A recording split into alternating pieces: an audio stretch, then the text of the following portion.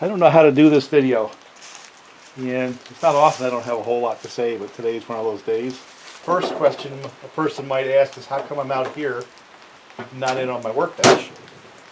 Well, the problem is that the bones of this motor are completely covering my shop, so I really don't have a shop.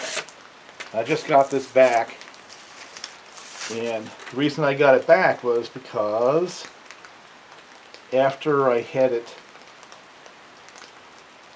bored for the pistons, matched the pistons, I started looking closer and found out that I had some fairly severe cracks in the case, and sent it to a local weld shop and they said they could fix it. That's not a crack, that's just the edge of the TIG. I may have to die grind out here a little bit to make sure the crank spins in there. It's either that or I have a little less case volume, a little more performance, right?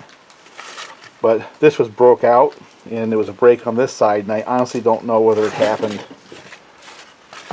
when it had its catastrophic failure or at some later point in time. It really doesn't matter. I just have to go forward. So what I'm going to do is I'm going to clean this out a little more, and I'm going to take a flat file across the surface to make sure that that's actually flat and making a sealing surface. I may have to build that up in here some. I gotta figure out how to clean this stupid thing too. See if I can tell whether it's not hollow or high.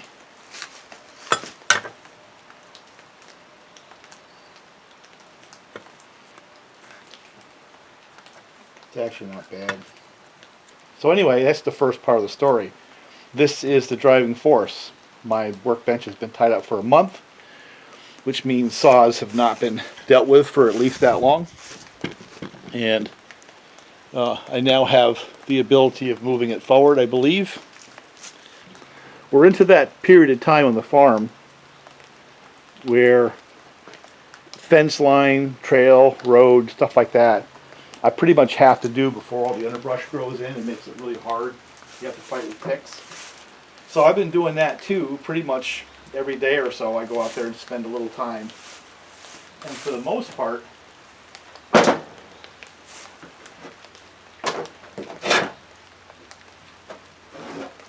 this saw right here, which is the 562, I put together in one of the earlier videos.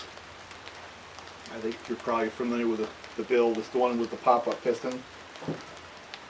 It's been a constant in my saw world where, you know, it's always there and it seems to work. And it starts, it restarts, it cuts, and just basically has done a decent job for now for most of this year. And I ran it yesterday, which is where I'm getting to. So for the most part, this saw has done quite well. The genesis of this is for me to come up with a saw that's both something that's light enough for me to run all day long, but powerful enough to run the 24, fuel efficient, and just enough saw to do most of the work that I do. Here's the problem. You can't buy that saw, and you can probably go spend, you know, another $300 or $400 and get one of the guys online to build one for you. Or if you just watch my videos, you can build your own. But this is not a stock saw. So, if I was to say, you know, what saw should a person buy that matches the performance envelope of this saw, I really don't have an answer. I really don't. So is that the end of the story? Not exactly. Because, true to form, Bob brings this saw into the conversation, and that's the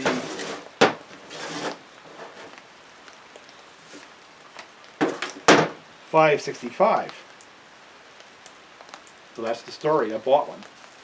I went down, and my intent was simply to take this saw and break it in. That's all I wanted to do.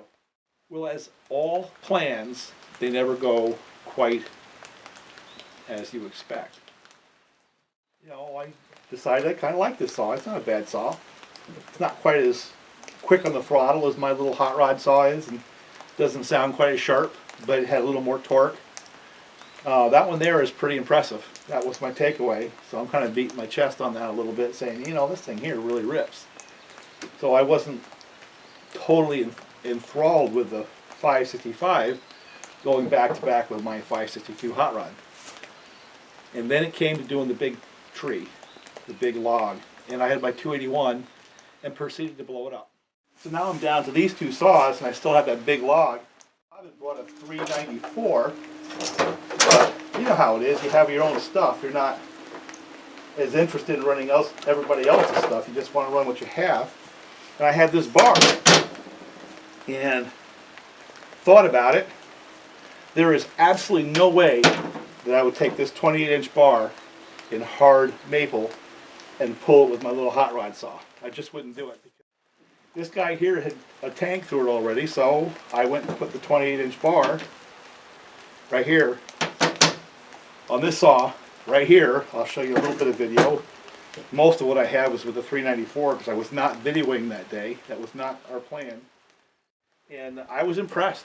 So I came away from that saying, yeah, this is actually a good saw purchase for me, because I can have this saw and that one and maybe a couple of bars, and there isn't anything on this farm that I can't do. So what am I doing here today other than talking? I need to put together another bar on this saw right here with a fresh chain, and then it just is going to be the general saw for the farm. I think it's going to take that role.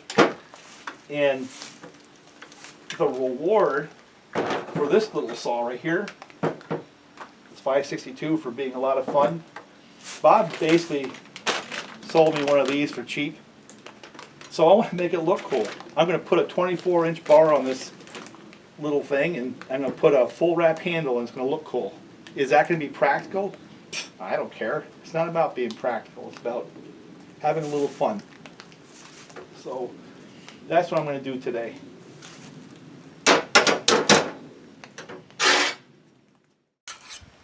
Man, I literally ran that chain in the dirt, and that's what this black is. It's just all dirt. I don't have a compressed air. I'll blow it out of there. Alright, let's see if it does normal protocol.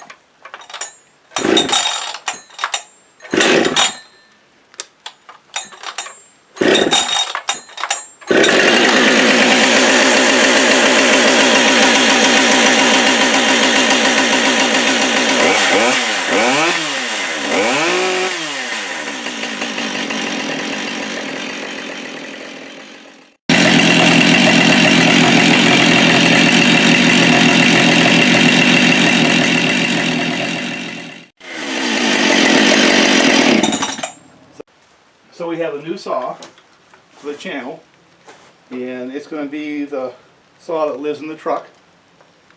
And after a year or so, we'll see how it fares, and you'll see it all real time on the channel.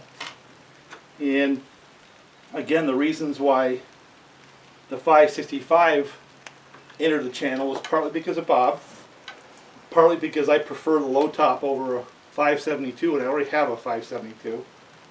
And partly because I'm kind of on the quest to find something that I can buy to match with my 562.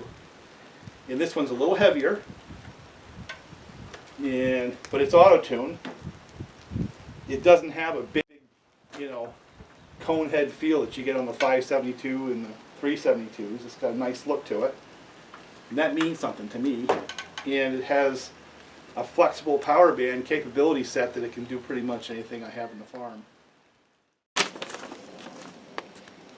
It has steps where basically you have 1, 2, 3, 4, 5, 6, 7, 8. So you don't need my video to know how to put it on if you buy one.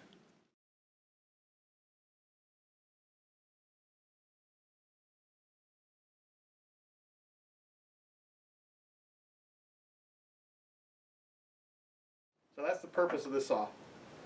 To look cool and to make enough power to justify the looks.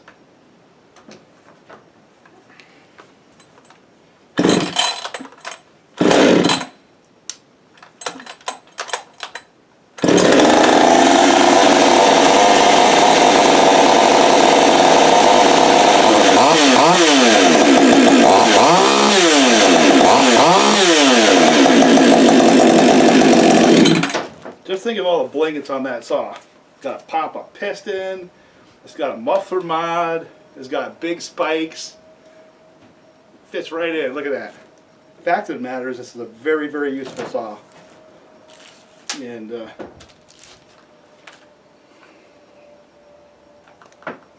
it's earned my respect. So this is this reward, dressed it up a little bit. So that'll look cool for somebody. It'll certainly be my little spoof for the channel. And kind of like bling saw, but just a little smaller. It even has a steel guard. But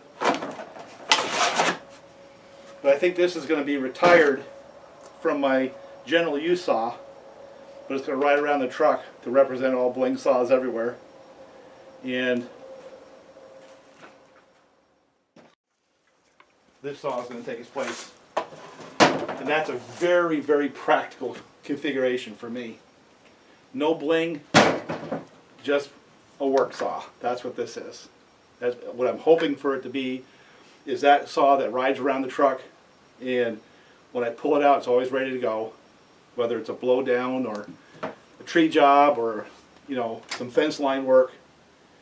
And the backup for all my hobby saws, but it's going to get a lot of use. I'm going to try to wear it out. And basically the storyline from this weekend is exactly what I had designed for this saw. I was hoping for this saw. And that is when another saw fails, like the 281, it can step into that role for a job, just to finish the job, and it did quite well. So there's my rant. I don't know if I can turn this into a video or not.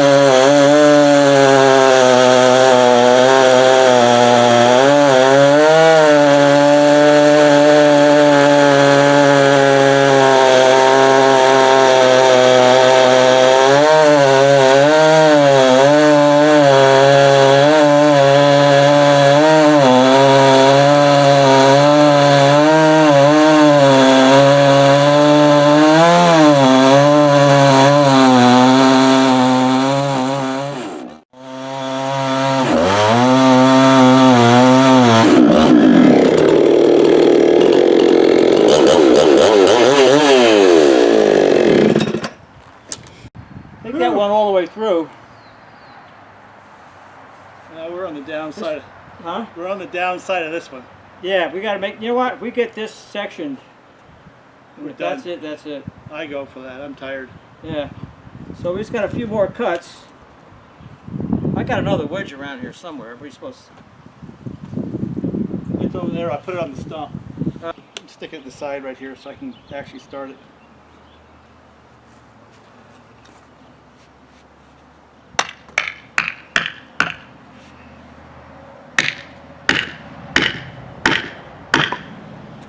I think it's all the way through. It is.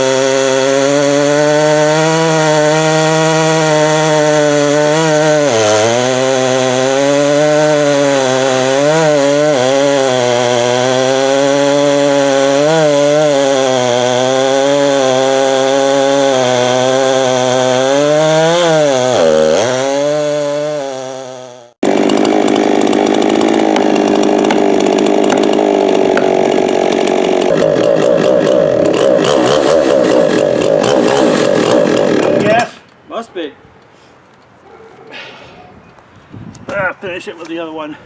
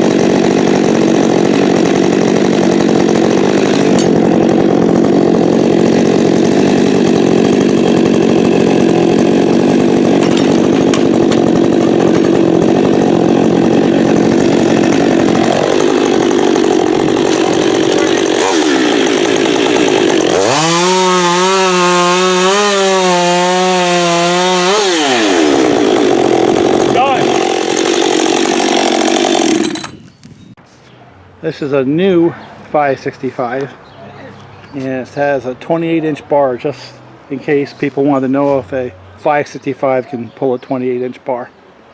That was the exercise for today, and me and Bob blocked all that up.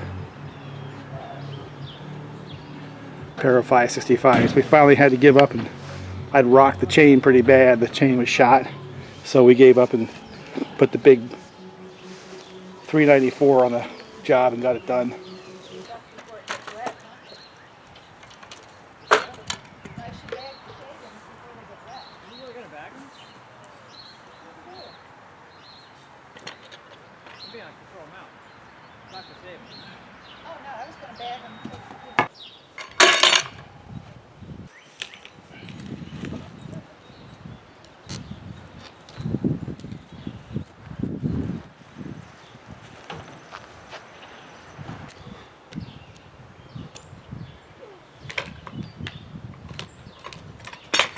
There, you can get in there.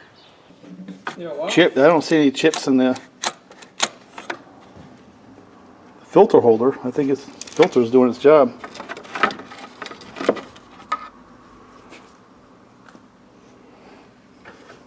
I don't know if I ran 2 complete into my 3rd or 3 complete into my 4th tank, to be honest with you. Probably 2 into my 3rd tank, because I ran the other saw some too. This thing here pulled the 28-inch bar just fine, Bob. And this is Bob's 565. He's probably got 1 or 2 more tanks on it than me. On mine. Oh, exactly 4 now. Exactly 4. But check how easy it is to get to the port now. You don't have to reach down behind the carburetor at all. It's just sitting right on top as compared to 562 on these. You got that little partition right there to sort of keep the heat from getting into the air box. You know, some changes. I like it. I can tell pretty quickly if I like a saw or not, Bob. Yeah. I like this saw. Hey, why don't you swing that around? Oh. Just get a little scan. And this is the service bench. The blue ribbons are all the ones that are done, but I'm sure you guys can understand now when I say I don't want people shipping me saws in to work on. We don't need any shipped in work when this is how much stuff comes in the front door.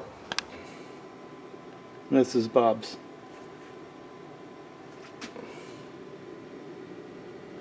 One hour, 48 minutes.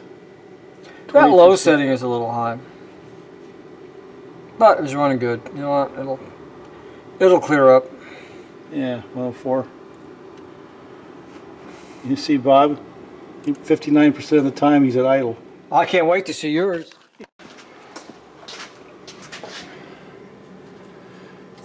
One hour, 48 minutes, 56 seconds, 22 starts.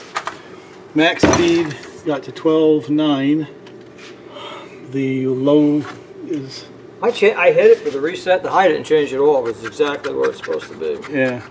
Well, you can see where they reset it to, 75. It was at 103 or something like that, 102. So now it's my saw's turn to go on the doctor's bench. Have its heart rate checked, blood pressure. Now, 59% idle, and you made fun of me. 59% idle. Let's see what you got. I'm going to have like 10% cut You left time. yours idle and while we had the pizza. I did, but it was tuning itself. Remember we had to let it sit for 3 minutes? I let it run out of gas, so I'm kind of curious to see if that throws a code. It doesn't. No? Nope. So how many hours were we working there? 4. So we were working for 4 hours, and your saw says only an hour. That doesn't make any sense. Well, it's not the only saw I ran. But you ran it for most of the time, right? Well, 2 tanks worth, I guess. Yeah, you ran yours 15%. 8 minutes more than I did. So 73% idle! Look at that! I'm not productive. 15% actually at throttle. Mine was, I forget what mine was. I'm glad you're the one that pointed that out. Look where your low is. I know it. That's pretty, it's going pretty fast. I wonder why it's doing that. Oh. 41. So, see if there's any error codes. Let it reset first.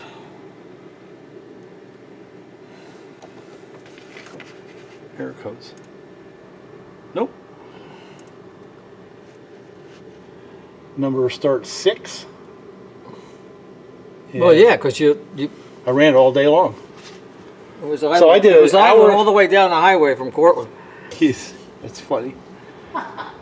So it got to 12.76. Operating time last run 11 minutes. Same 50 degrees. 15% actually doing work. 73% idling. And he reset those numbers, but I'm kind of curious what they were before. But I guess we're on the same. You had 41 and 75. So we use we're actually on the same tank then, because we got the same amount of time on the saw.